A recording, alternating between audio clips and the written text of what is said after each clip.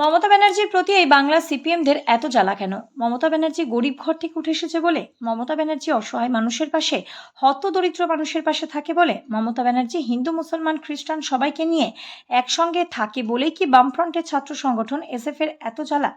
মমতা ব্যানার্জিকে হেয় করবে বলেই অক্সফোর্ড বিশ্ববিদ্যালয়ের গুটি কতক এসএফআই তার সঙ্গে জোট বেঁধেছে। বিজেপির ছাত্র সংগঠনরা যখন মমতা ব্যানার্জির বাংলার প্রকল্পগুলো একটার পর একটার সাফল্যের বক্তব্য রাখছিল, তখনই সিপিএম এর এসএফআই আর বিজেপির ছাত্র সংগঠন তারা রেড়ে করে ওঠে। কখনো বলে গো ব্যাক, কখনো বলছেন আপনি মিথ্যা কথা বলছেন, কখনো বলছে আরজিকর কাণ্ড, কখনো বলছেন আপনার এগুলো নাটক করছেন। প্রিয় ভিউয়ার্স, আপনারাই বলুন, কন্যাশ্রী আজ বিশ্বশ্রী এটা নাটক, দুয়ারে সরকার কে এনেছে এটা নাটক, লক্ষ্মীর ভাণ্ডার আজ গোটা বিশ্বের সমুদয় আদায় করেছে এটা নাটক, আর কত বলবো। আর ওই হারমাত বাহিনীর দল এলোপাতারি কথা বলে মমতা ব্যানার্জির বক্তব্যটাকে যাতে স্তব্ধ হয়ে যায়, সেটা এসএফআই এবং বিজেপির ছাত্র সংগঠন সেই চেষ্টাই করছিল। যখন ভারতের প্রধানমন্ত্রী বিদেশ সফরে যায়, তখন কিন্তু যায় না এসএফআইরা, যায় না কেন জানেন? বাম আজ অতিরামে পরিণত হয়েছে। যখন ভারতবর্ষের প্রধানমন্ত্রী নরেন্দ্র মোদী বিদেশ সফরে যায়, বিভিন্ন ইউনিভার্সিটি, বিভিন্ন জায়গাতে পার্লামেন্ট বা বিভিন্ন জায়গাতে বক্তব্য রাখেন, তখন কিন্তু এসএফআই বা বামফ্রন্টের ছাত্র কমরেডরা তারা কিন্তু কোনো কথা বলে না।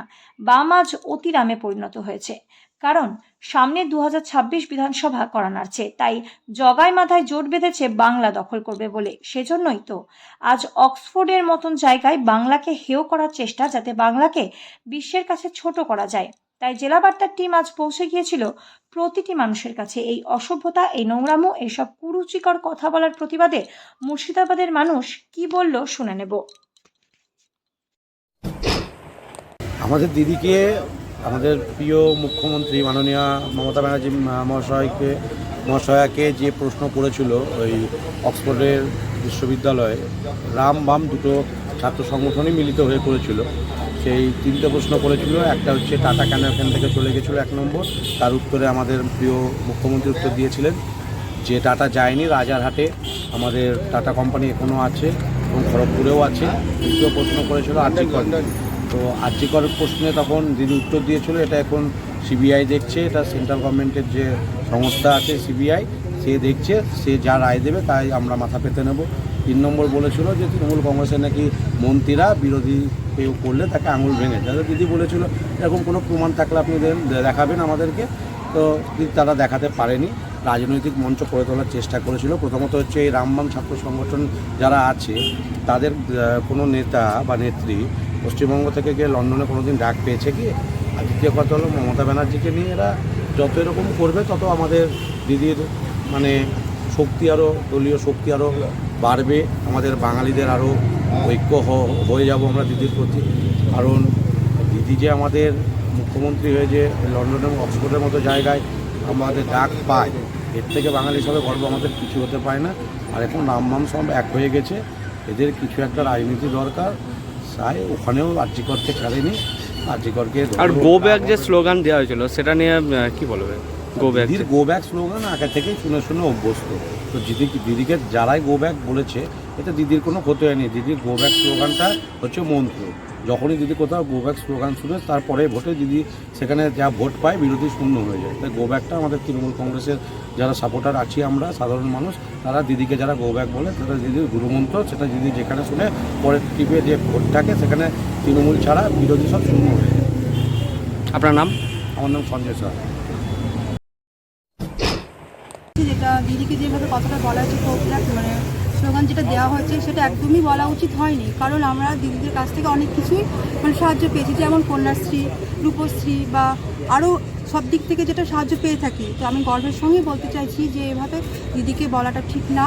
যেহেতু দিদি আমাদের সব দিক থেকে মানে সাহায্য করে থেকেছে বা আমাদের পাশে আছে, তাই আমরা দিদির পাশে সবসময়তেই থাকবো।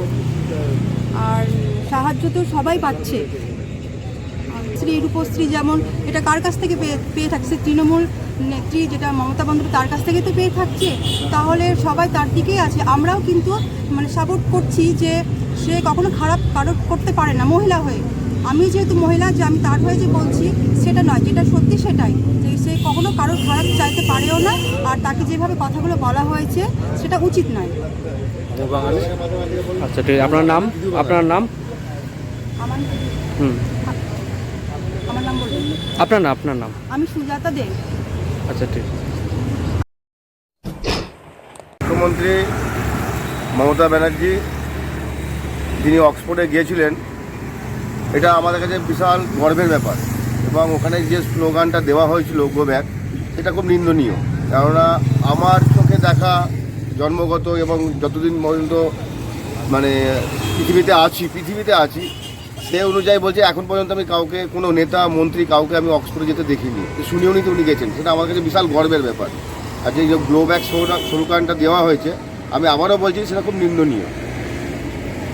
আচ্ছা আপনার মতামত বললে এটা খুব নিন্দনীয় ঘটনা, কারণ অক্সফোর্ড একটা শিক্ষা প্রতিষ্ঠান, সেখানে সমস্ত ভালো স্টুডেন্টরা পড়াশোনা করে। সেখানে মমতা ব্যানার্জি তো একজন মুখ্যমন্ত্রী, কোনো সাধারণ মানুষকেও কিন্তু এই কথা বলাটা ঠিক না, কারণ হচ্ছে ওটা একটা শিক্ষা প্রতিষ্ঠান এবং ওখানে উনি আমন্ত্রিত, অতএব এটা আমি সমর্থন করি না।